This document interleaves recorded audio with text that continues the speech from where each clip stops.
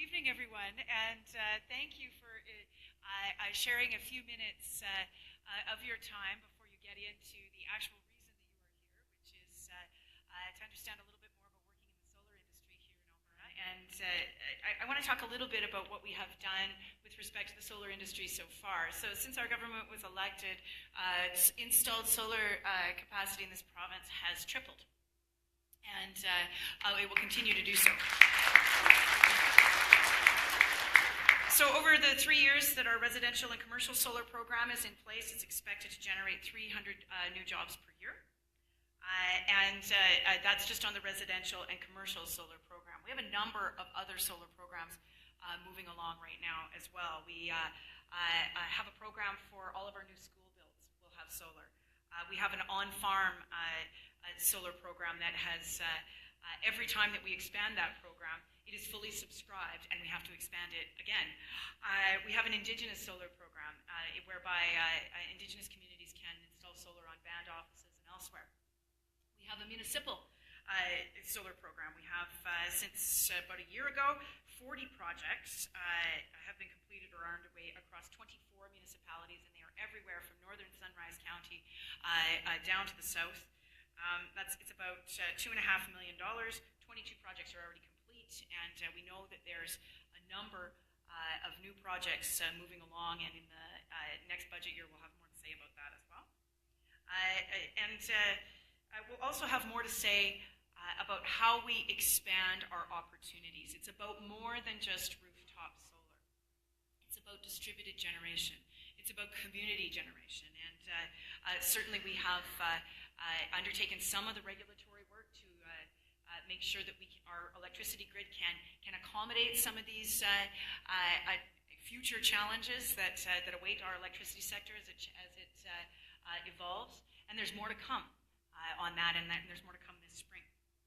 We have also are moving forward with a number of other financing pieces. We know that that's one of the barriers to both residential and commercial or industrial applications for solar, and so you will be seeing some action on that from our government this spring, and there are some really exciting developments there that we know are going to kickstart the solar industry quite a bit. This is all part of the Climate Leadership Plan. Climate Leadership Plan established an energy efficiency agency, which is administering many of these programs.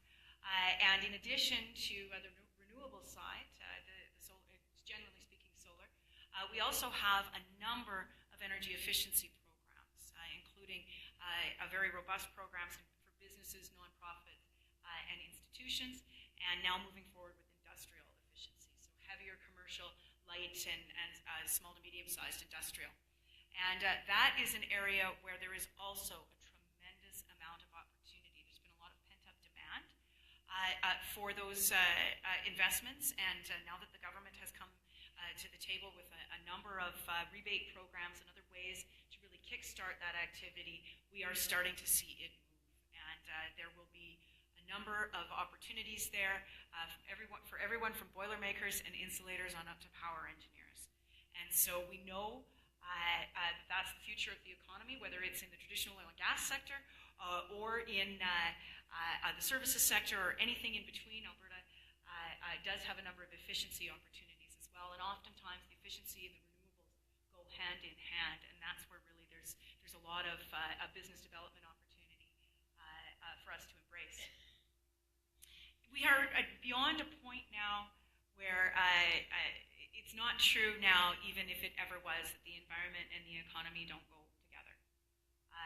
We live in a world where climate change is real. The question is, what are you going to do about it? We are an oil and gas province, and we will be an energy producer for decades to come. But we're also an energy province, and our government embraces what that means in the fullest understanding of energy. Conventional oil and gas, yes, but renewables also yes, and efficiency also yes. We are a province that is the youngest, best educated province in Canada. We are full of clever people who know how to solve problems in energy.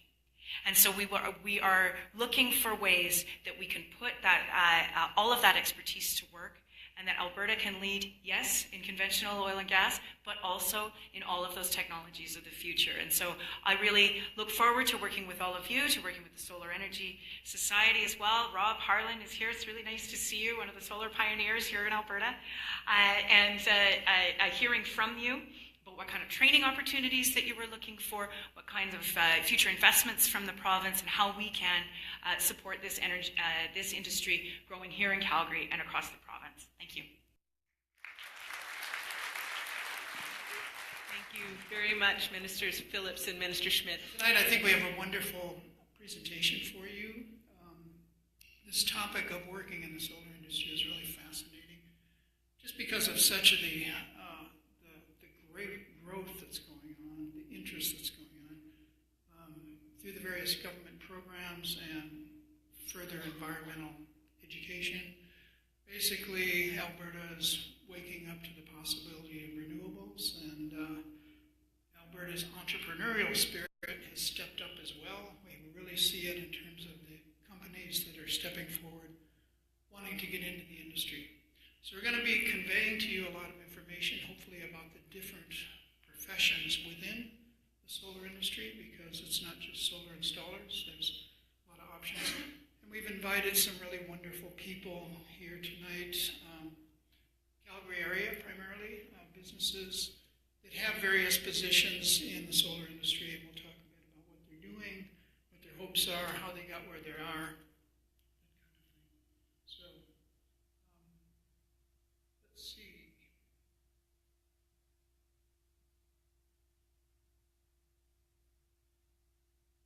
So anyway, looking at what's going on around the world, it's pretty interesting.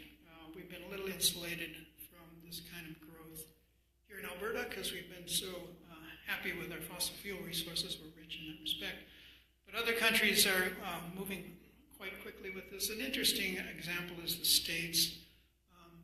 So what we're finding is happening in the States, there's a real changing thing going on with renewables in the States, of course, but there's been some very fast growth in the States, and it's really interesting to look at what the new generation capacity that's going in.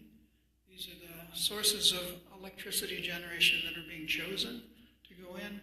This was the first quarter of 2016, which was a particularly fast growth for renewables at that time for a number of reasons. But this is the generation capacity that actually went in. So you can see 99% of it was renewable energy. And of that, 64% was actually solar. So in the last short period, we've seen wind really come into the mix a lot. We're seeing that in Alberta right now. Wind is really the cheapest source of new electricity generation, if you look at new generation. Solar is following that trajectory. It's not there yet in terms of cheap as wind, but it's following the same trajectory that wind has gone through. But anyway, so we're seeing these renewables chosen for utility projects around the world, and especially here in North America. So utility scale solar is now cheaper to build than new coal, natural gas, or nuclear in the States. So we also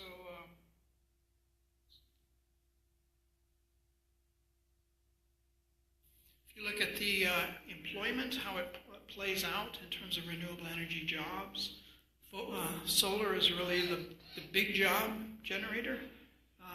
So we've got not only solar photovoltaic at the top, which is the biggest, but we've got further down, we've got solar heating and what's called CSP at the bottom, concentrating solar power. So those are all solar technologies that are providing jobs, but the real big job generator is photovoltaics.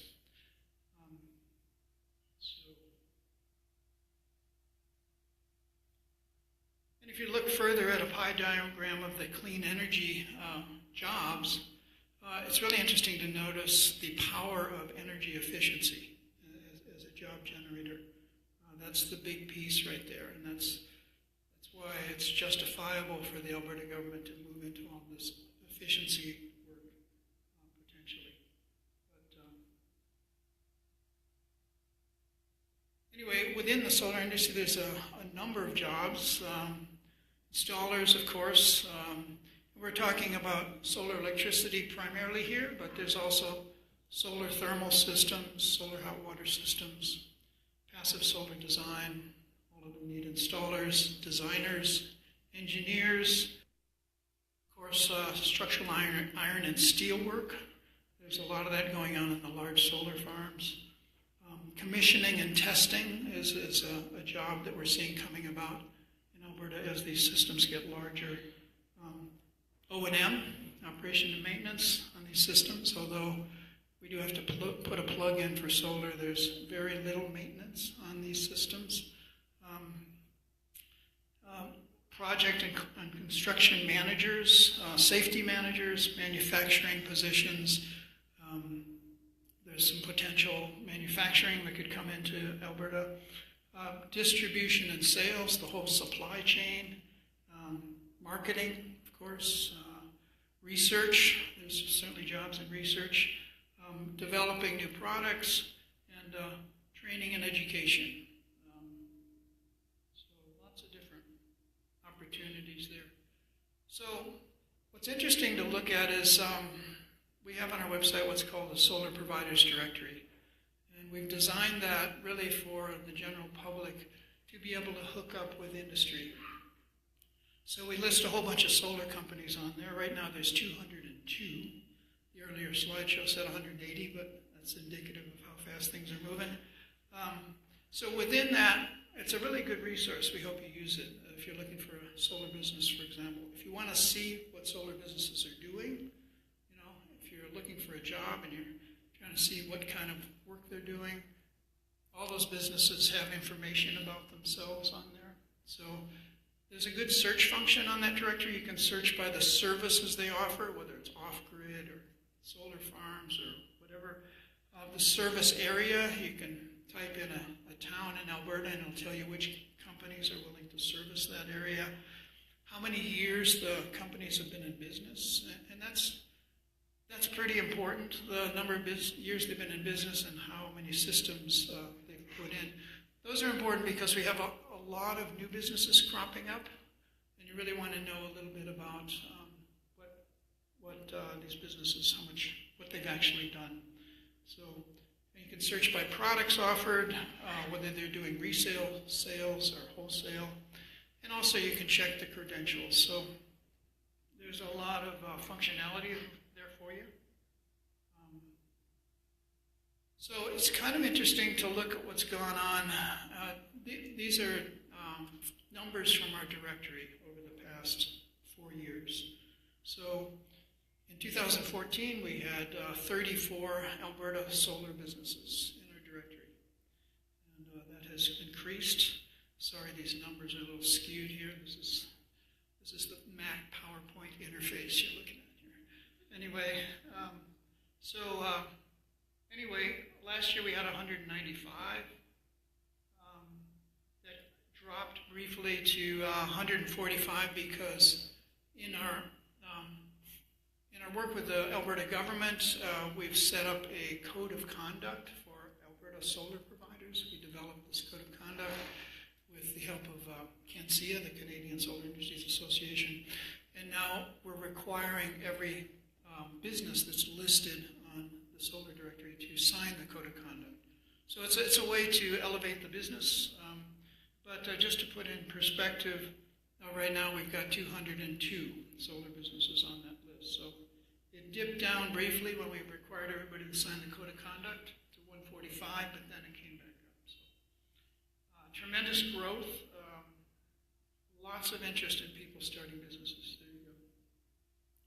So how many people are here because they're interested in getting into the solar business? And how many people are here because they want a solar system on their house? How many people here work for a renewable energy business? Okay, we'll be talking to you in a minute, but anyway, good to know. So if you go into that directory and look at the numbers numbers that are in there. These are the services that are being provided by these industries because they can check off whether they do, say, on-grid systems or wind systems or whatever. But anyway, within the solar photovoltaic contractors, which is solar electricity, 98% of them are doing installation. 94% of them are doing system design. 91% are doing maintenance and repair. On-grid systems 67%, off-grid systems 53%. So big solar farms 31%. Equipment scale sales is 64%. So a lot of these businesses do sell equipment. And energy audits. A lot of the solar businesses will do energy efficiency audits as well. What's interesting, I didn't get it into this version, but if you go for solar hot water, put that into the directory, you get 14% of the businesses actually do solar hot water. So we do have solar hot water businesses in the province, but the main activity right now and the bulk of the businesses are doing the solar electricity. So 13% are doing manufacturing, and then for solar water pumping, we're at about 8%. So it just gives you a sense of some of the service areas that are active. So if you look at years in business, over 20 years, 3 companies. Between 1 to 5 years, 100 companies. So it just gives you a bit of a sense of how things are breaking down. In terms of systems installed, we've got 8 companies that have put in 151 over that. On down to 0 is 24. So it's very much, in some ways, a young industry still, but very dynamic, growing a lot. So if you look at where these solar companies exist, it's really kind of fascinating because they exist all over Alberta. And the typical business model for a solar company in Alberta is a small company. These are all, sometimes they're even owned by one electrician or an owner with 2 installers doing a lot of the other parts of it, design work as well. So a lot of these are small companies. A lot of them provide full service. In other words, they'll do the design work, they'll supply the equipment, they'll supply the labor, they'll do the paperwork for the interconnection agreement with utility, they'll do the permitting process. That's common to find. But anyway, this kind of breaks down where they all exist. Let's see, yeah. So I'm not lying about these statistics. Calgary came in the best here. So it's here for Calgary. So anyway, we've even got a few companies in there from out of the province that want to do business in Alberta. So, but you can see they're distributed all over the place. So let's see if I can do this.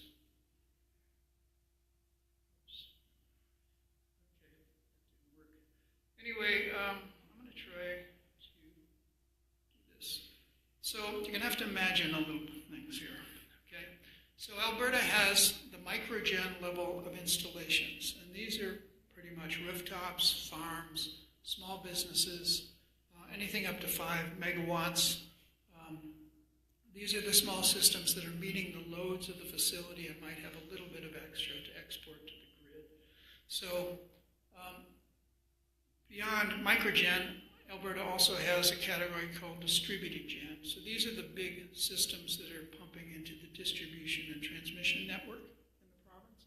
So that's where the solar farms would fit in on that level. So in the microgen, we've got 23 megawatts at this point in microgen. Okay?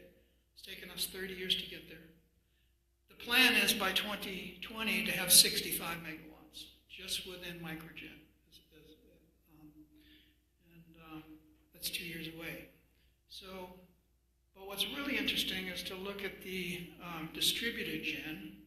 So in distributed gen, we have one solar farm, a 15 megawatt just went But what's actually in the connection queue, the ASO, which is Alberta Electric System Operator, has what's called a connection queue. And that's a list of all of the businesses that have put forth proposals to generate electricity in Alberta. These are the big systems, okay? So it's really fascinating to look at this, and you can go on their website and look at it. So traditionally there's been a lot of coal, natural gas, hydro in there. Of course, no coal in there now. Some natural gas for sure. Wind has come in really strong in the last 5 years. But just in the last 2 years, we've seen solar systems coming into the interconnection queue. And the actual figure, if you add it up, is over 4,000 megawatts of solar in the interconnection queue. All of these systems won't necessarily be chosen. It's up to ASO as they plan and develop our utility system and expand it. But it's indicative of a couple things. First of all, there's a tremendous opportunity there for the province to tap into this resource. Secondly, we're going to see some pretty big and fast growth, And thirdly, there are very smart business people around the world that have decided that Alberta is an excellent place to invest in. So if you add up everything in solar on the list, this figure's a little old by about 6 months. It's over 4,000 megawatts in there. So if it costs $2 an installed watt to put in a solar farm system, that's about $8 billion that's kind of available there that investors are wanting to pump into Alberta. If it's $1 a watt, installed watt, that's about $4 billion. So these solar farms might come in between $1 and $2 an installed watt. So that's kind of to give you a larger picture of what's going on there. Pretty exciting stuff. So let's go into that connection queue for a second and talk about who these companies are. I just got interested in who are these companies. So these are the big guys. A lot of them are from out of the area. There's some Alberta companies in there, but we're looking at France, Germany, U.S. And these are very large projects. A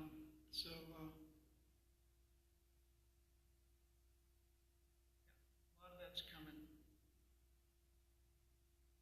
So what I want to do, though, is mention that our opportunities in Alberta can be divided sort of into rooftop solar, which would be more the microgen, and rooftop would be a bunch of small systems all over the place. And then the distributed gen is more the solar farm stuff. There's advantages and disadvantages to developing each one of those. Just in terms of job density, the rooftop solar is far more job dense than the solar farms. So I think it's the Institute for Solar Self-Reliance for Energy Self-Reliance did a study on this in the States. And the rooftop solar, the microgen stuff, had 2.8 times the jobs per kilowatt hour that solar farms did. So, and that's pretty much where we've been at. We've been at the rooftop level in the province. So, something to consider as we develop these resources as to where the jobs are. Anyway, so in terms of some opportunities for training, Alberta's got some going on. Of course, there's NATE's got their Alternative Energy Technologist program, which is a 2-year program, which is quite broad. It covers much more than solar. It covers wind and hydro and fuel cells and a number of other things. 2-year program. Lakeland College has a Renewable Energy and Conservation program, 2-year program, but you can take parts and pieces of that, and it can be done online. So if you're really interested in photovoltaics only, for example, you can take 2 semesters of that online from Lakeland College. SAIT's, of course, we've seen some of the programs that SAIT is now offering. And IBEW is offering an installation 2-day class for union electricians. We've got our own class. This is CISA, our design and modeling class and our battery-based photovoltaics class. We've been doing those for 10 years now, and they're about a 21-hour class over a weekend, and they're quite popular. And then there's a number of companies that have 5-day classes. So 5-day classes are more of an installation, hands-on kind of class. Gridworks Energy Group based in Edmonton has that. A couple others, Solar Training Academy, Canadian Solar Institute, and Stardust Solar. I think most of those last 3 operate out of Calgary. Iron and Earth has a little training program. Women Building Futures is got a program. Light Up the World has some classes more based on small direct current systems for use overseas, for example, battery-based systems. And then Solar Energy International, which isn't an Alberta company, but they've got some great resources out of the States that you can take courses online. So what I want to do is give you a sense of these professions and get a sense of how these people came to where the job they have, what they recommend for people who are looking for jobs in their position, for example, how they see the future of it all. And so I want to just move right down the line, if you will. And the way we're going to structure this is we're going to go through each one and ask some questions. And then at the end, we will kind of open it up for you guys to ask questions. There's a couple of mics down here. All right, so I'd like to start with Valerie, if I could. So Valerie Atkinson, she really represents a position of a project coordinator. She's working for a solar company doing solar PV, solar heating, and energy efficiency. She's the executive assistant and project coordinator for Calgary-based KCP Energy. Prior to her work with KCP Energy, she owned and operated a marketing business with Airborne International. Previous to this, Valerie enjoyed an 11-year career with Fairmont. She worked as a Red Seal chef at Fairmont Banff Springs. That sounds nice. From chef, she transitioned to executive assistant to the director of the food and beverage department. She's the mother of 2 daughters. So, thanks for coming, Valerie. Thank you. Yeah. So maybe you could give us a general idea of what your day looks like. What's your job description? What's it like to be in your shoes in your job?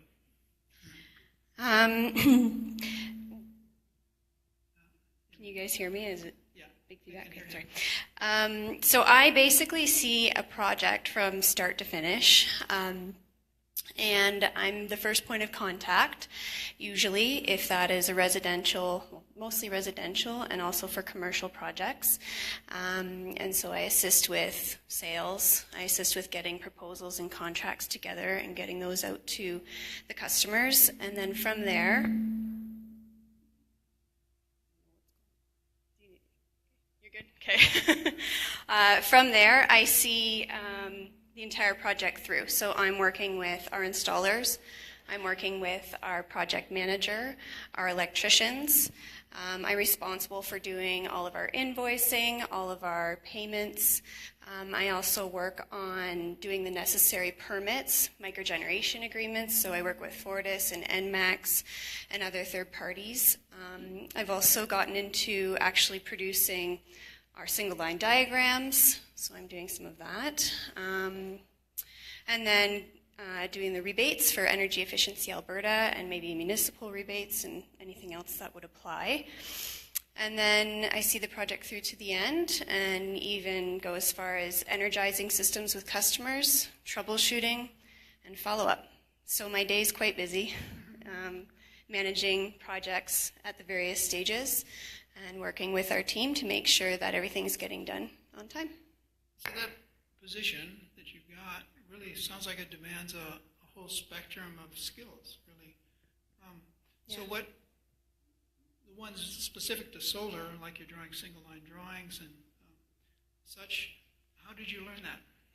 On the job?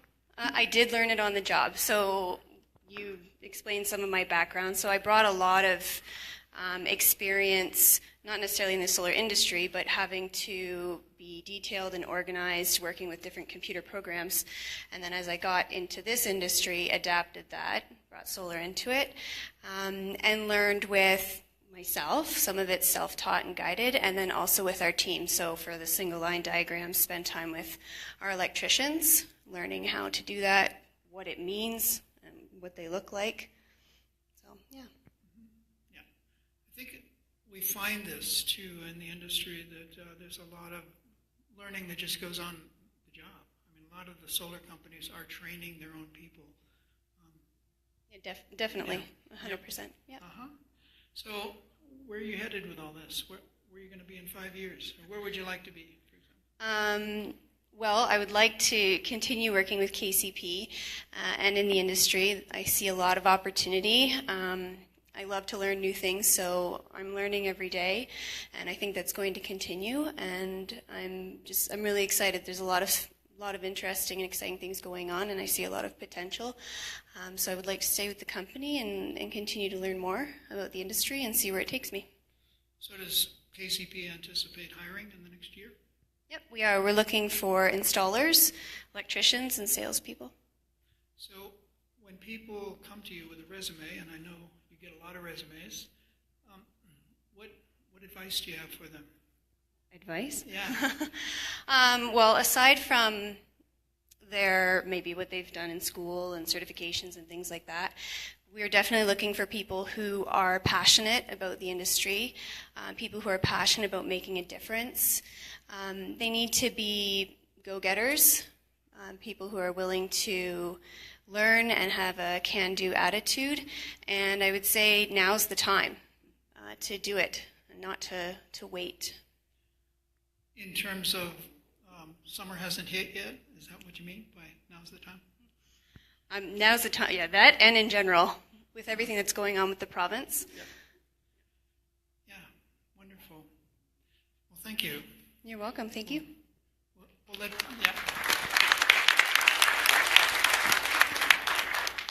So I've asked Frank to come forward.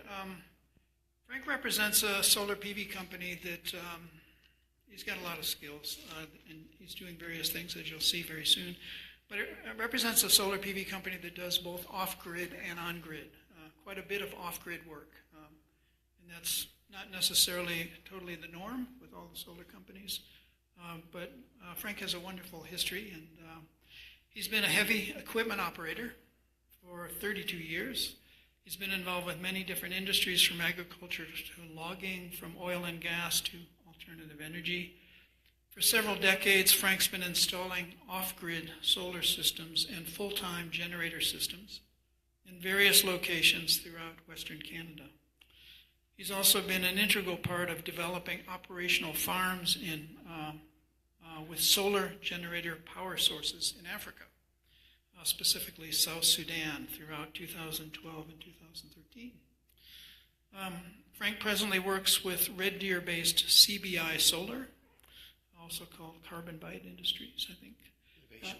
Innovations, thanks. CBI Solar was founded in 2016, so it's quite recently founded as a division of Beaver Mulching Incorporated, and has seen steady growth over the past 2 years. Yes, yeah. So, thanks, Frank, for coming forth.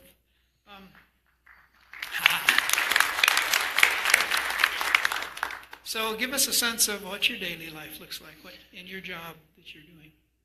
My daily life, is ever changing now. Being operation manager, it boils down to the trucks have the right amount of stuff in it, is the right amount of people for that project. Truck goes out to customer's place, does the project. Quite often there's heavy equipment there, whether that's a skid steer or a picker truck. Appreciate it.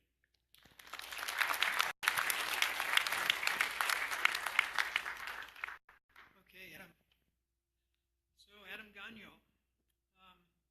Adam represents a renewable energy position with an electric utility. And he works to create and refine new ways for NMAX competitive energy to customers with energy, including residential and commercial solar PV and enhanced energy services. Adam coordinated NMAX's electric vehicle pilot program and penned a carbon offset protocol for distributed renewable energy generation, which was approved for use in 2012. Adam has a 15-year history working with energy efficiency and renewable energy in Alberta, and he lives in Calgary. So, yeah, maybe you could tell us a little bit about. Okay. Let me just jump in. Or? Yeah, what's your life like Okay. in the solar world? It's kind of hard to describe a single day of my role because Yeah. it changes quite a lot, actually. The solar industry's evolved an awful lot since even 2011 when I joined to help run the rooftop solar program there.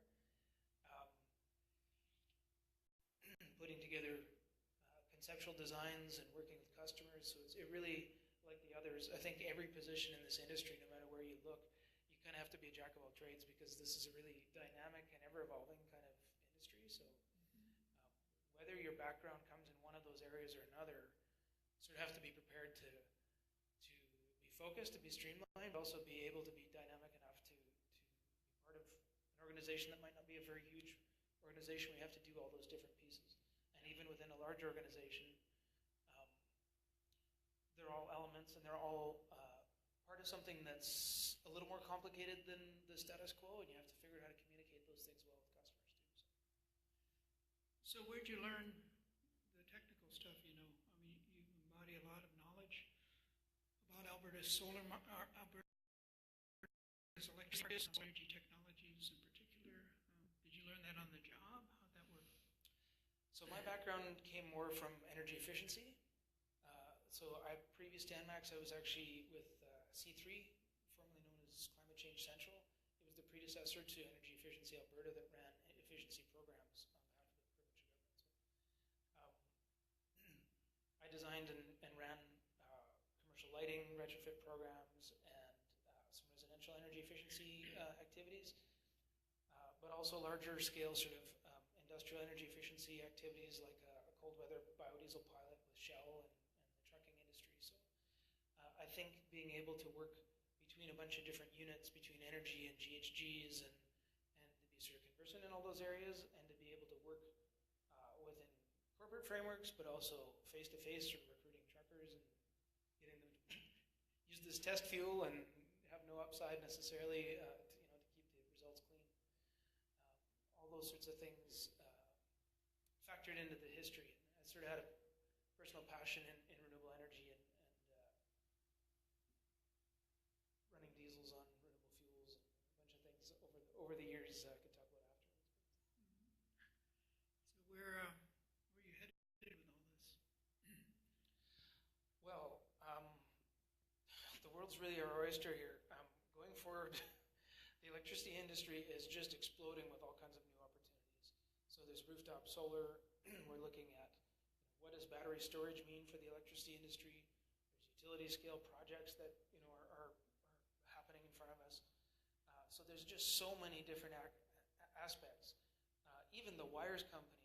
So incorporating all of these small scale renewables means transitioning our utility grid, even domestic, municipally, to be able to go from basically a one-way grid to a two-way grid, and to have a whole bunch of different protections and managing all those flows. That's going to take a whole bunch of investment and evolution of all of that. And so there are so many different places where you could find yourself related to all of this, whether or not you're installing solar modules on a roof, controls, SCADA, all the finance stuff, modeling. All of these energy projects, the big stuff, really rely on understanding what the future is going to look like in some of these markets and figuring out how your project is going to work over the long haul and make your customer some value. So how does that translate into NMAX's growth in terms of hiring over the next couple of years? That's an interesting question. We've evolved our business model quite a bit over the years, even since sort of that 2011 sort of time frame when we started doing rooftop solar. And to be honest, most of the jobs that are created as a result of the the solar work that we do are outside of NMAX.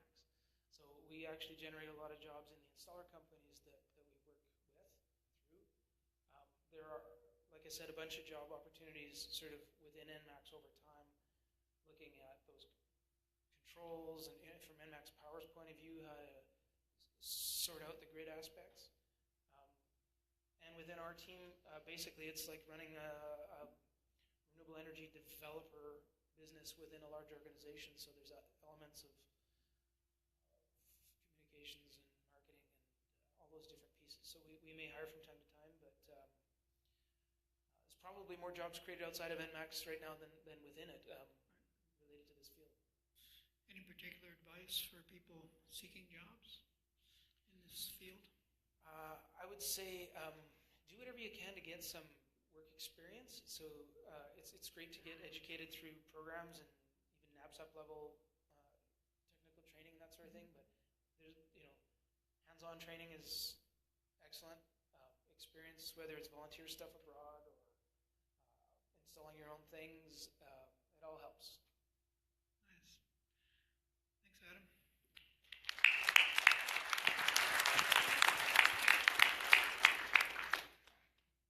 Okay, Moni.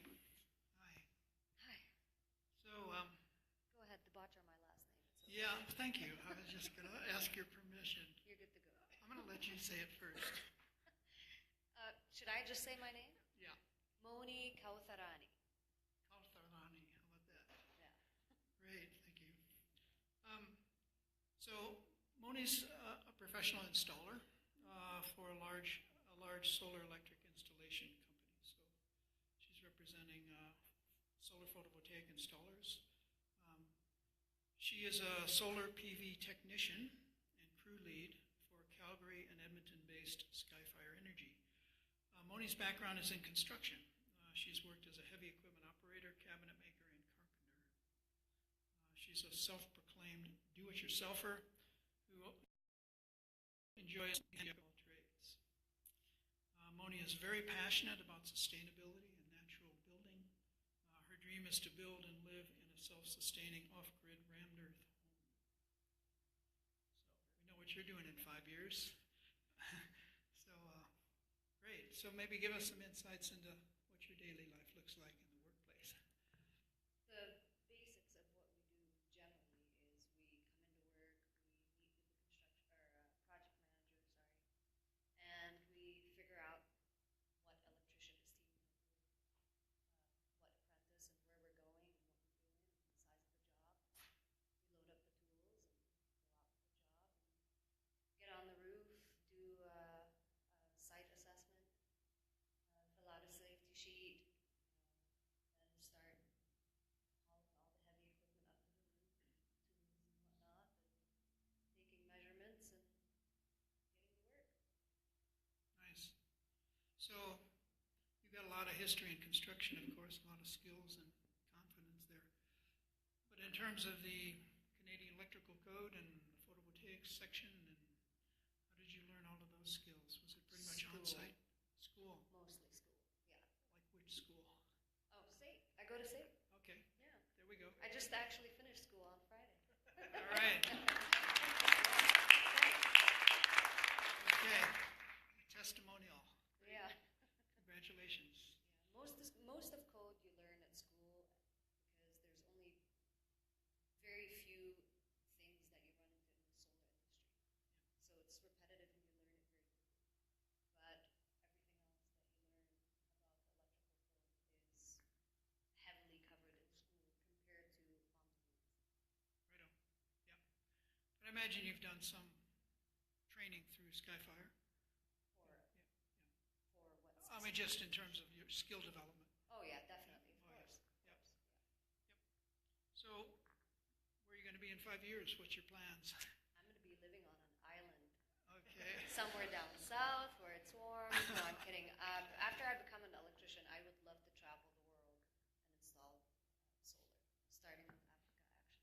All right. Yeah, it's been a Good. dream for a while. Export some of those good Alberta labor skills. You know it. So, in terms of the company you work for, do you see expansion going on?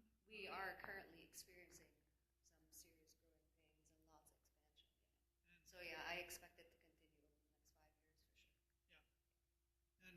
what do those positions look like? From office sales to installers and electricians, and not 100% sure exactly what, but I believe those four for sure. Righto. And in terms of people seeking those jobs, submitting resumes and going to interviews, how would you advise them to do that? Being passionate about the solar industry definitely helps. It puts you in a proper mental state because the job is very physically demanding. And obviously being fit definitely helps. Taking care of your health and what you eat and exercise outside of work and stretching, whatnot, definitely helps. But your mental state, you really have to be in the game. Convince yourself that all these scars are worth it and all this lower back pain and knee pain is definitely worth it. Yeah, you need your head and your heart definitely have to be into the solar industry and being part of the growth of renewable energy. Yeah, so sector in employers general. are looking for that kind of enthusiasm. Yeah. It's not just for the employer's sake. It's not just to get the job. It's also for you to stay in the job. Righto. Got it. Okay. Well, thank you. Appreciate it.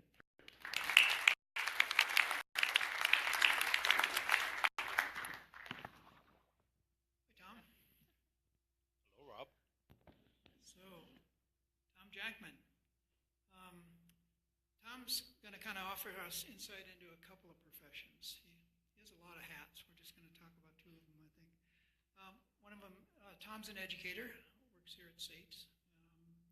So he sort of represents trainers, educators, of which there's jobs in that world. He also has his own company, which does solar thermal systems, and as well as solar electrical systems. So he's applying his professional background to advance solar energy following 25 years of professional experience in engineering and executive management positions in the manufacturing sector. He's currently a solar technic and president of Simple Solar Heating. He owns 4 patents in the fields of solar heating, and he's a certified solar installer and instructs solar heating methods and installation. He has an MBA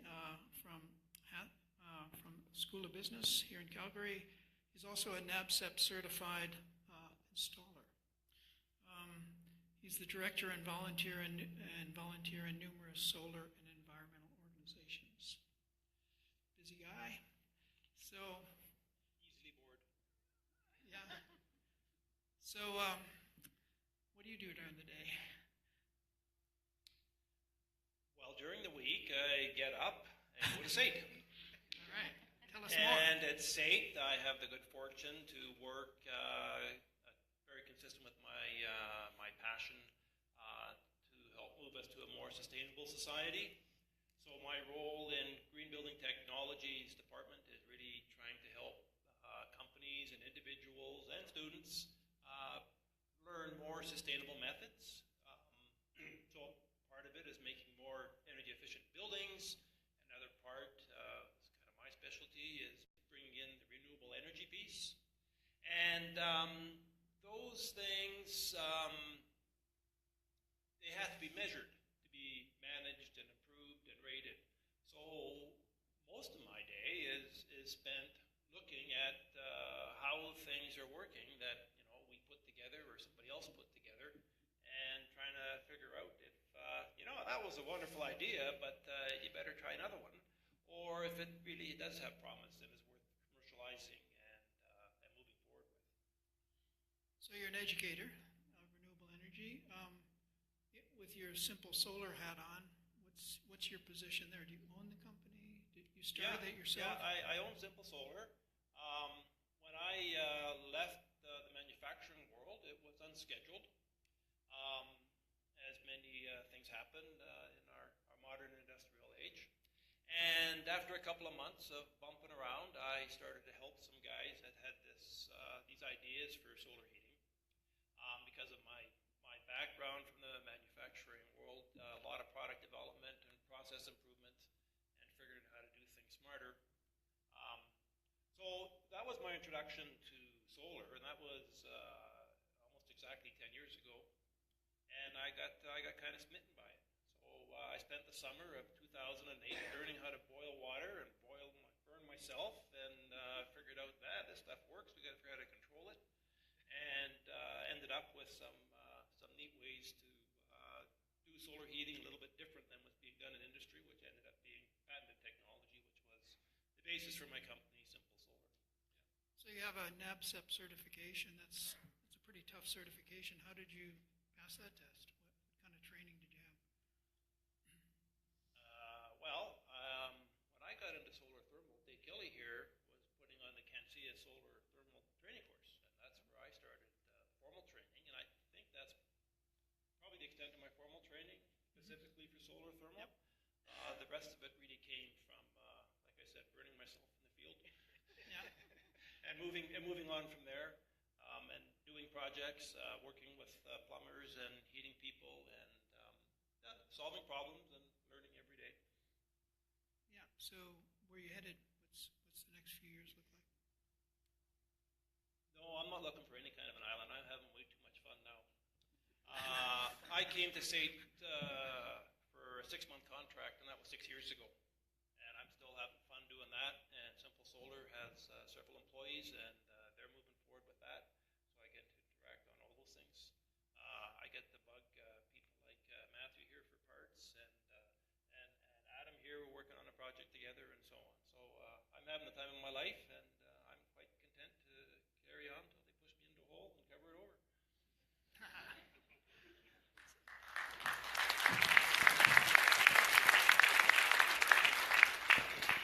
We got to ask you one more question, Tom. Sorry.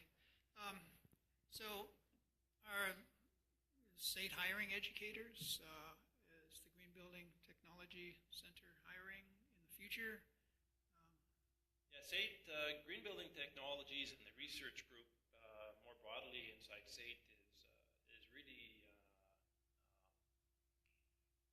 busy, really stressed.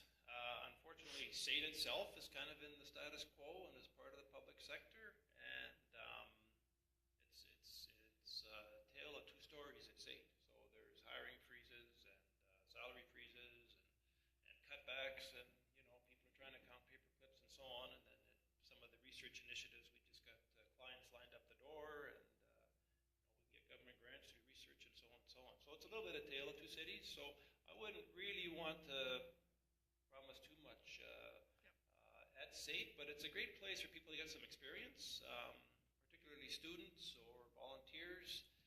You can certainly get a bit of a feel for solar or green building or sustainability or whatever it is that you're interested in.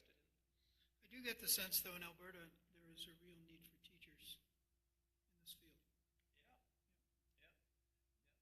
And in terms of Simple Solar, you guys expanding? So just before you move on that, SAIT is looking at new programs and new training things. There's a number of courses outlined, curriculum is being developed. The solar PV course that we're running every other month now, we ran once a year for 3 or 4 years. Yeah. So, that's ramping up. The solar heating people are looking at putting a course together. There's talk about a whole program, maybe along the lines that Nate did, but again, I think the real success of renewable energies is when there's actually not a school of renewable energy, but it's integrated into the curriculum, so it's part of electrical training when you're learning how to put in a generator, whether it's a diesel generator or whether it's a solar generator, it's covered that way, and similarly with solar heating. We're also pretty involved with McPhail School of Energy, with the electrical engineering technologists and the power engineers, and other aspects. And what about Simple Solar? Is it expanding? Oh yeah, at a moderate level. Just trying to What keep kind of control positions? of the growth. What kind of positions would be opening up? Primarily the installation positions. So that's kind of interesting because, as my colleague here pointed out, not every day is a good solar day. So for us, kind of the ideal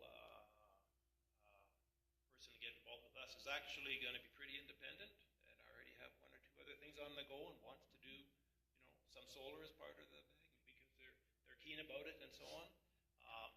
Some of our people also have contracts to shovel snow, which is absolutely fantastic because we don't want to go on a roof when it's covered in snow, and they're busy out doing that kind of stuff. Righto. So, what advice might you offer to someone who wants to get in the field? Well, I don't think you want to say, oh, I want to do solar, okay? Because based on the slide that you put up earlier, there's already 20 positions listed out there, and I could probably, with half a beer, double that list.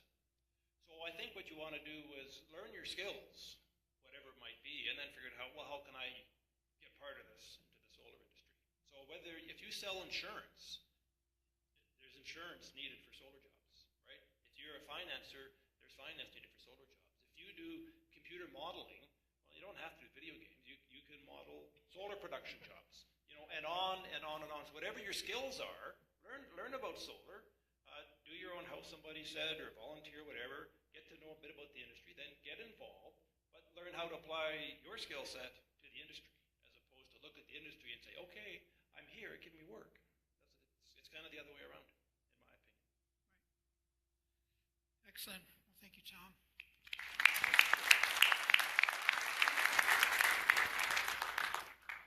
Hey, Matthew. So, Matthew's offering us some information on the position of equipment distributor, equipment supplier. And he's the co-founder and managing director of National Solar Distributors, Incorporated, based in Calgary and Edmonton. In this position, he looks after business development, inside sales, and manages client relationships. Matthew's been in the solar distribution industry for more than 17 years. He gained experience working for companies such as PowerSource, SPS Energy, Carmana Technologies, and Conergy. After Conergy divested their interests in Canada, Matthew joined forces with Matt Lissack, another solar veteran, and both decided to become entrepreneurs and launch their own distribution company. And that was just a few years ago, right? 3 years. We just did our 3-year anniversary. 3 years, yeah. Tremendous amount of growth you guys have done in 3 years. Matthew's made his way to senior management by working his way up from shipping and receiving. Solar success story here. His strong work ethics and communication skills enabled him to move into various roles and give him a broad understanding of the distribution business. So, if you could tell us a little bit about what your work's like, please. Day to day, I kind of run the sales team, so a lot of that would be managing the inside sales team, vetting new customers that come along. That's a big part of it for us. When folks call up, I want to be a solar installer, that's great, but we want to make sure people are as qualified as can be in the marketplace. A lot of the day is dealing with vendors, things of that nature, the non-sexy parts of the industry behind the scenes. We're sitting there making sure that we've got products for people just in time and at a good price. So a lot of it's dealing with new accounts and vendors would be a lot of the day. Mm-hmm. Righto. And what kind of training brought you to this? I started in the warehouse. So truth be told, I helped a guy break into a car because he locked his cigarettes in there. Oh, yeah. And it was just a lucky happenstance. And from there, he was in a solar company. I started in the warehouse. And from there, I worked to inside sales. I went to outside sales. And then I became an entrepreneur. And it's been a great ride so far. There's children in the audience. Do you want to clean up? So, as part of advice to people out there, should they can break into cars? I helped. That was the muscle. Okay. And where are you headed with all this? It's been good. We sell across Canada. Our goal is to be truly national, so we're working on that now. We'll go into the eastern markets. We're ready to set up another location there. And I think a lot of it as a distributor is just having the processes in place to be able to put new locations around the country. So we want to be truly national, and we're working on that, and we're having great growth, and it's been exciting. Can you talk just a little bit about the history? Because I've watched you guys grow really fast. Like, how many employees do you have? There's 10 of us now, so we started out with 2 of us. We had a 1-bay facility.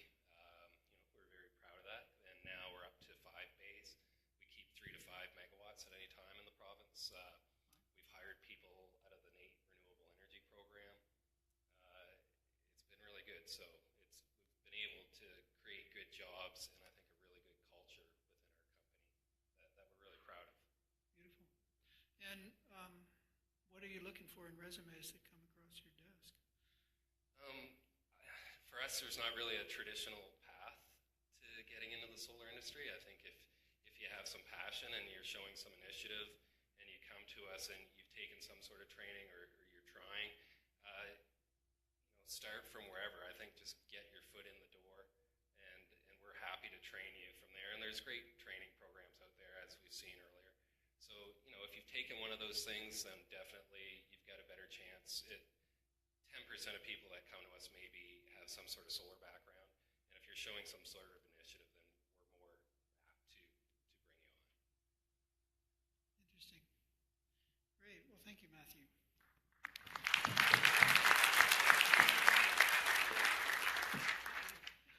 Hi, Paula. Hi. I was really tickled to hear that Paula was going to join us. So she's representing, and I hope I describe this correctly. I see you as a consultant, primarily for really large projects, some degree of policy development, that kind of thing. So you're working in sort of a larger field than a lot of the smaller companies that are working in Alberta. That's right. Paula is a professional with over 20 years' experience in the energy sector in North America. The majority of her experience has been in the renewable energy sector. Paula is the co-founder of Solus Energy Consulting. Her experience includes project development, climate change, business development, and strategic planning. Paula was previously the head of Shell Wind Energy for Canada and started Suncor Alternative and Renewable Energy Group. Paula is a member of APEGA and the Canadian Wind Energy Association and the Canadian Solar Energy Association. So, give us an insight into what your day looks like. Every day is very different. The kind of work that we're involved in is everything from feasibility studies, constraints analysis, regulatory permitting, environmental studies, walkthrough on interconnection with the system operator, project economics, levelized cost of energy, modeling on real-time with energy storage, on-grid applications, off-grid applications, EPC bid management, contracting, a lot of contracting. Sometimes we do quite a bit of due diligence work, so we review for transactions, assets all through US or Canada. So every day is extremely different. We also do some greenhouse gas validation work on renewable energy. We've done some policy work for both the Canadian Wind Energy Association as well as the Canadian Solar market assessments in terms of what the size of the market would be. But primarily we work on anything that is distribution connected and up. We really don't work very much on the microgen side, except we did some estimates and we've done some work with the City of Calgary. So the day's very different, everything from getting copier ink and installing it to feasibility studies on large-scale solar. Nice. And dealing with those pigeons on my roof from solar install. Uh-oh. I sense some. Thank you, Moni. I sense some frustration there. In your Yeah, a lot voice. of bird poop. Yeah. So, what kind of education and training did you go through that prepared you for what you're doing now? Nothing. There we go. Okay. So I have an undergrad in biology and chemistry, Me too. and then I have a chemical engineering degree. Doesn't apply. MBA in finance was a bit helpful. Yep. Yeah. But I mean, I started in the renewable energy sector in 1999. So I've been with since, and it's at the time there were maybe 200 people in all of Canada in the renewable energy sector, and it's grown a lot. I still know those 200 people, but it's been on-the-job learning. My first job was at Suncor and putting together the strategy for Suncor and how to enter into the renewable energy sector. And I traveled around, and like thin film solar at the time was literally bench scale.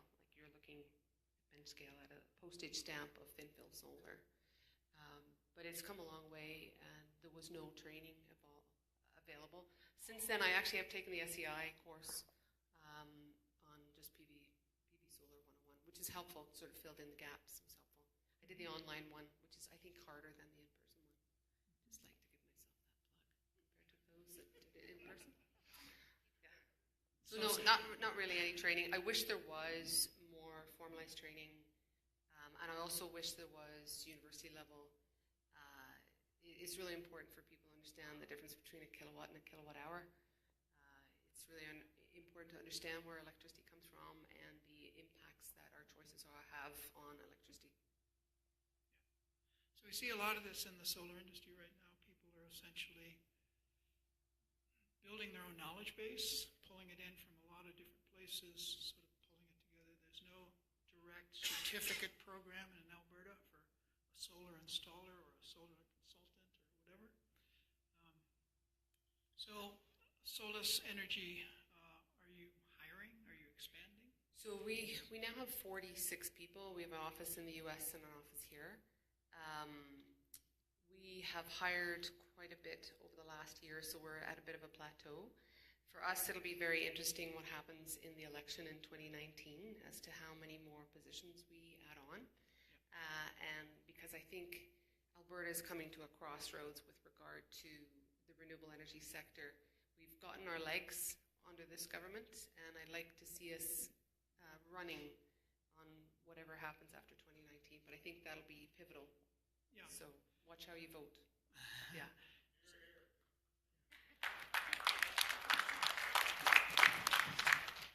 So if you do hire, if everything works your direction, what kind of positions are you looking at? What we've done in the past is, because I'd love to get somebody with 10 years experience, but there just isn't anybody with 10 years experience.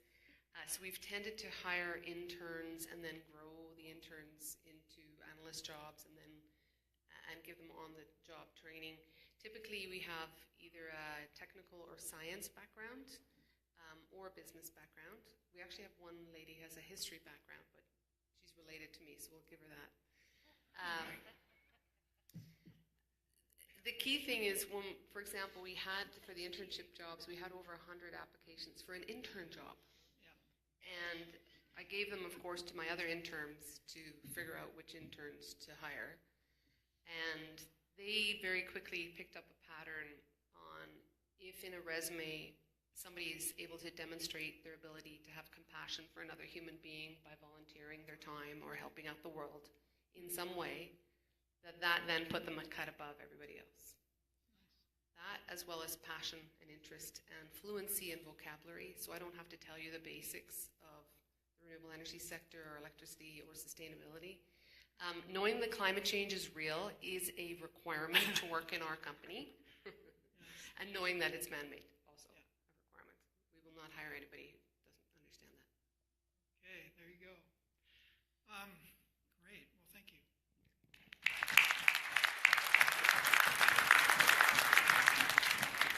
So before we open it up into questions, I thought I'd throw out a couple other topics for general discussion.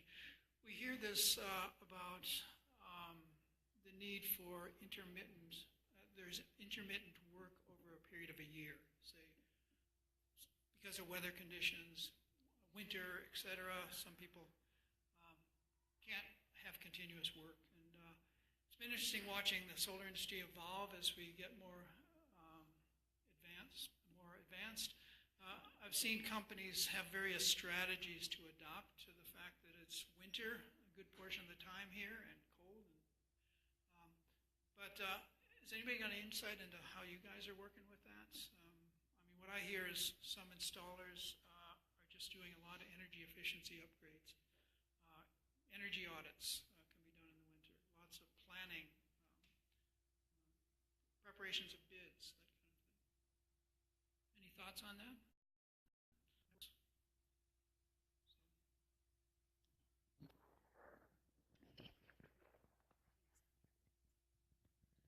Well, the first key is flexibility. If you want to be an installer and nothing else, all I'm going to do is put in roof mounts and mount the panels on and wire them together. And if you don't have that for me, well, I'm going to not be happy.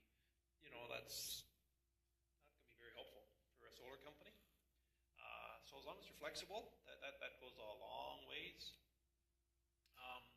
And some of these things have already been mentioned, but the team approach then, because you can be flexible, but somebody else is going to be doing that. That maybe you can work together on cleaning the truck. I think was the example, or sorting the parts in the warehouse, or whatever it is. A little bit hard to find people that will do everything in a company. As Paula said, as I experience, we kind of do everything, but it's a little bit awkward, I think, to expect your installer. Okay, it's a snowy day, so go and call those customers and do the proposals up, or follow up with the accountant and get the job costing done, and so on and so on and so on. So there's obviously practical limitations you can do with that. To me, as I said earlier, the best thing is that people have multiple interests. Got it. Right on. Yep. Okay. So I hear some common themes here in terms of sort of job characteristics: a passion for and a belief in what you're doing, a willingness to start new stuff. Certainly, the ability to learn seems to be a strong thing. Versatility, good work ethic, self-starters. I think all of that is what we're hearing from this industry at this point. I taught at Nate's alternative energy program for a little while, and we would talk about how students could approach the job market. And, it occurred to me that it's not so much as just putting a resume out there and expecting this great job like you might get up in the oil sands with a great salary.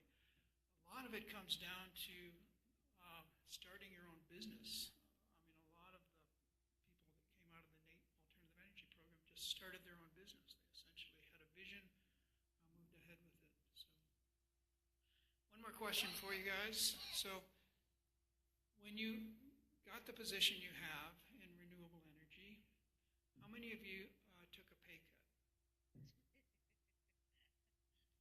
Not me. Based on your previous occupation, how many of you took a pay cut? Okay. Only 2. All right. Okay. We did that up in Edmonton. Everybody on the panel raised their hand. Except Atco. The guy who worked for Atco, he didn't take a pay cut. Anyway, okay.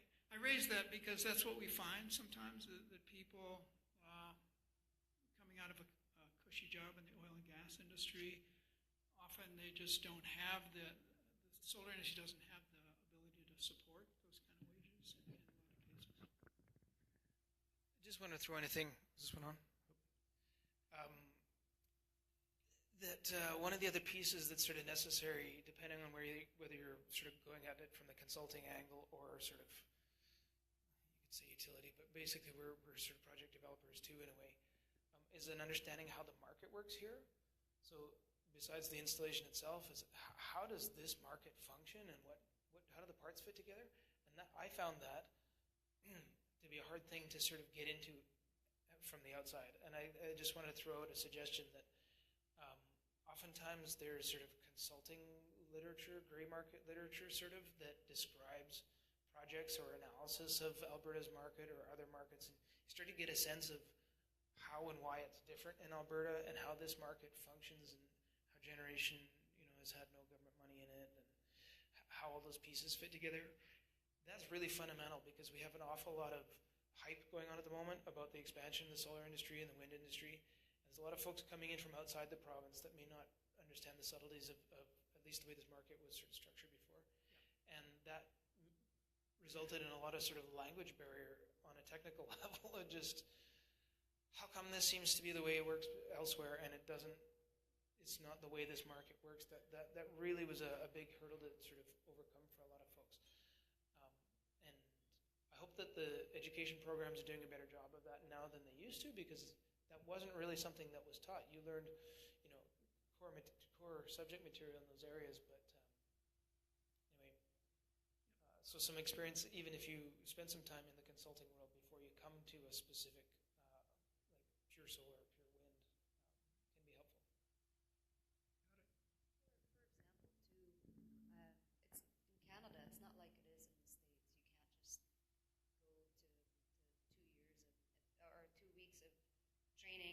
get certified as an installer and then hop on a roof, and then your pay scale just starts climbing. In Canada, you have to be either an electrician or an apprentice. And when you're an apprentice, then you're starting from the bottom of the barrel. So you do have to work your way up to making a decent paycheck too, as an installer. Yeah, thanks for clarifying that. Very good. What I'd like to do is open it up for questions from everyone. So we've got these two mics here. Feel free to come down and take advantage of this expertise sitting here at the table. Questions?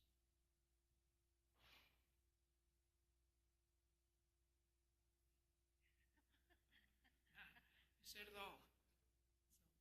So, yeah. Actually, if you could come down here, it's all being live broadcast. Thank you. There's another mic over there. Moni, you actually just touched on this a little bit when you're talking about being indentured and apprentice and whatnot. Is that the most common route for somebody to become an installer and then go to NAIT or SAGE or what have you and become an apprentice as an electrician and become a... Yes, sir. Yep. You want to be an installer, you want to get on a roof, you're either already a journeyman electrician or you have to be an apprentice. And how likely are there electricians out there right now taking on apprentice installers? Is that a growing market? Or? I actually had no electrical background at all, and I still got hired and indentured as an electrician or an electrical apprentice. And you might not be able to speak too broadly to it, but how does that compare to the traditional route of becoming an electrician? You might get on as a residential electric company or a traditional electric company. You still basically learn the same things in school, but I guess the on-job training would be a little different. Yeah, whatever. Like, let's say you're a journeyman. If your background is in residential or commercial, it really makes no difference. You're still going to have to hop on a roof and learn on the job. Even if you actually did go to SAID and you did take the what's the course called? Yeah, the solar PV installers. The installer's course, yeah. Even if you did take that course, you're going to hop on the roof and you're going to be like, oh, wow, there's quite a bit to learn. So, yeah. And just one final thing, and maybe anybody can answer this. Are there installer positions that wouldn't require you to become a journeyman electrician? Are there people that just are solar electronic PV installers their entire careers and not a journeyman electrician? Does that happen? Is that a thing? I'm not a journeyman, so yeah, you can be a journeyman or an apprentice and still start your solar installer career. Gotcha. Thank you. You're welcome. I'll just throw in a word or two about that. So the definition of a solar installer is kind of an interesting one. There are different kinds of companies, but it's sort of a unique breed of electrician / roofer / labor kind of company. / many things to fix just situations that you come in contact with. And oftentimes those companies do other things too, like HVAC and that kind of thing for seasonal variability and so on. So at the end of the day, you need a master electrician to pull the electrical permit. So there's that requirement. So you can't be a one-man band without that unless you can bring in somebody else to pull the permit for you. The homeowners can technically pull their own permits. That's a bit of a weird thing. But only say Calgary. Not anymore? Nor the city of Edmonton. Good. That's probably wise. Okay, so I'd like to do one more thing here. Our time's going on, but since there's so many people here interested in finding work, I'd like to have everybody who's in the solar industry stand up. Or renewable energy industry in general. Well, we're obvious. Yeah, we're obvious. So these are the people that are out there doing it and possibly employers for you. So I'm going to quickly go around the room. Just tell us what your company is, where you're based. Start with you. Please.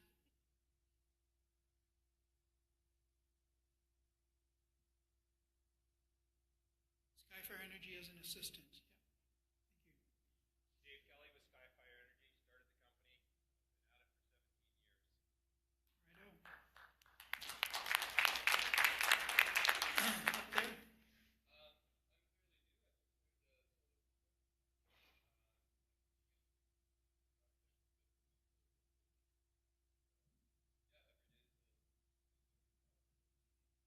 Name of your company, please. Got it. Thank you. Yeah. Other folks? Yeah. Yep.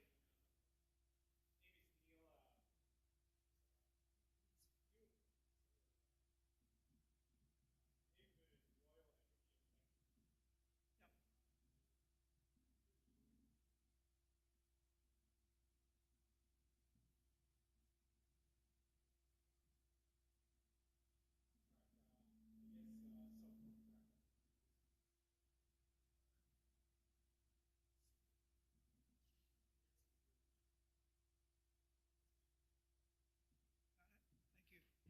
Yeah. Others? Yeah. Sir in the back. Marlin.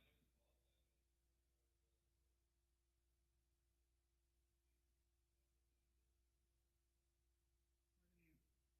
Based in Calgary. Righto. Others? So everybody's shy. I saw more hands earlier. Yeah, please.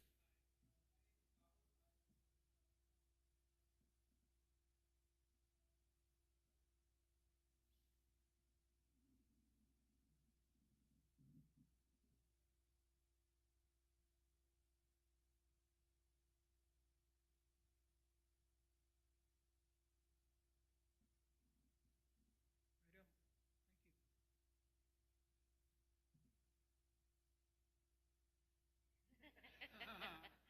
Yeah, Calgary. Calgary base. Yeah. Righto. Yeah. Next. Yeah. Yeah.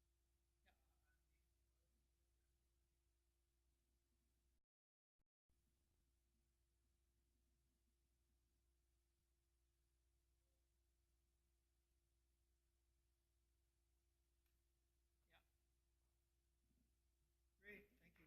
Thank you. Speak really loud.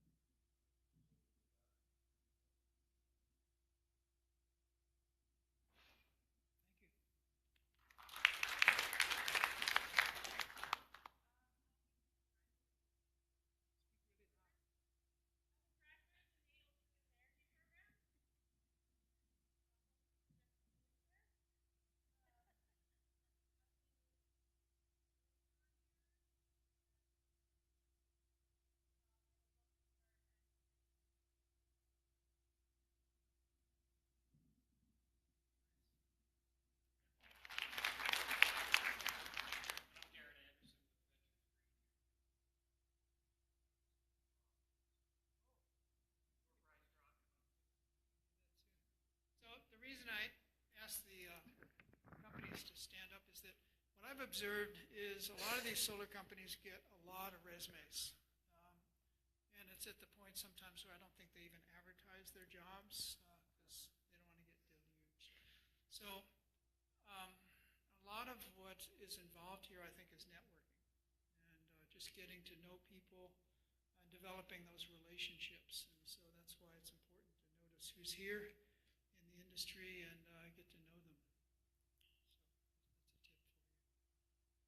Okay, well, unless we have other questions, yeah, come in. One thing I really want to point out, Rob, and to everybody here, solar in Alberta is just starting to take off. It's just green. It's just getting going. It's so hard to understand that, I'll say many communities, in other countries in the world have way more solar than all of Western Canada did. And a bunch of you guys stand up, and there's hardly anybody here. We need to, you need to remember where you came from. You need to remember that you shared the same office. You shared the same phone. 4 of you rode, to a project in the same truck. You were growing, and it was tough, right? There's so many aspects to putting solar together. There's, permits and landowner relations and climbing up on somebody's sacred roof or digging in their ground. The electrician part, and the nuts and bolts, there's so many parts to it.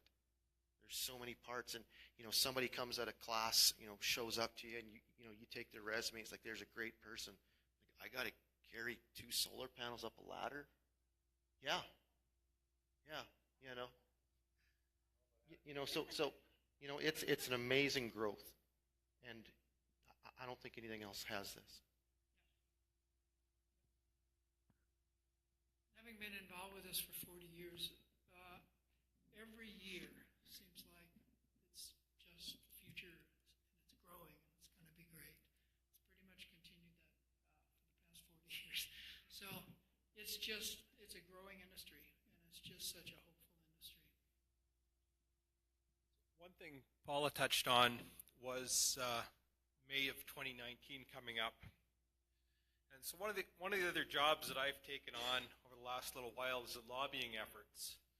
And talk about driving up in one truck. Jeff and I drove up to Edmonton a few times in my truck, lobbying the provincial government for some sort of solar incentive.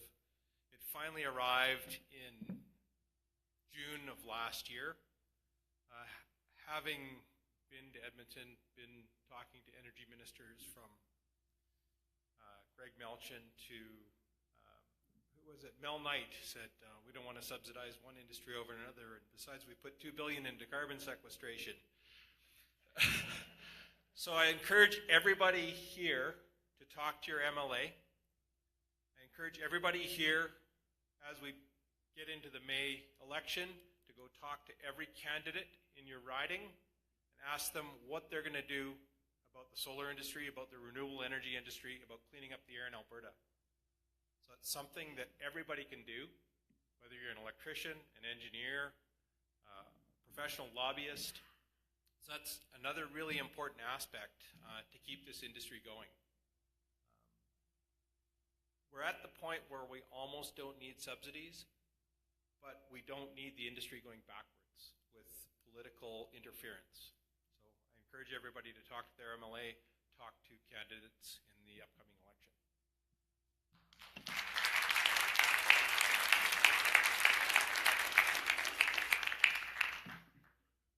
Okay, well, I'd like to offer. Oops, excuse me. Yeah, go for it. Sorry. I just want to say something related to what you just said, Dave. If anybody here hears people naysay about the potential of solar and that we're in a fossil fuel province traditionally, everything can be done in balance. Don't take anything else other than that understanding. Solar, PV, solar thermal, geothermal, anything related to sustainable energy can work in balance and harmony with our current fossil fuel status, even though it's under fire and under attack. Balance, balance, balance, balance. It's going to go ahead, okay?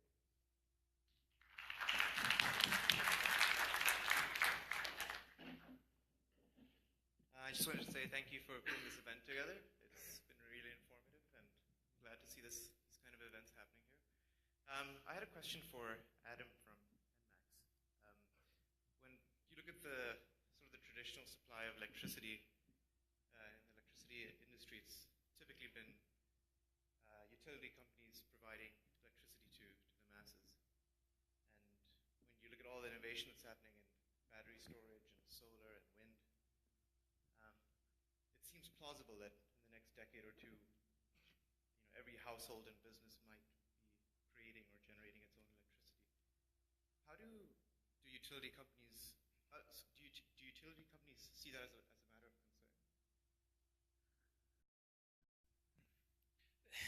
It's a fascinating question. It really depends a lot on where in the world you're talking about, because each market has different pressures and realities and so on.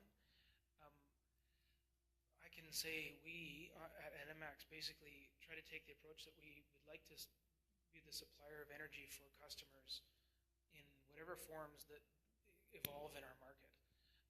And that's basically why we entered the solar space when we did, was to try to help enable that to be something that our customers who wanted that could adopt into their lives.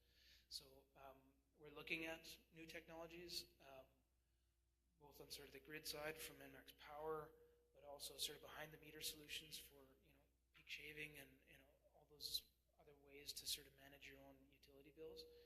And so we have costs in Alberta that are fairly high for transmission and things, and we're conscious that people are trying to manage their consumption of energy, and we're trying to help them with how to manage and use energy wisely. So it's an exciting opportunity. It like I said, this industry is just exploding with change, and it's every single piece of the entire industry. So it's dynamic and an exciting time.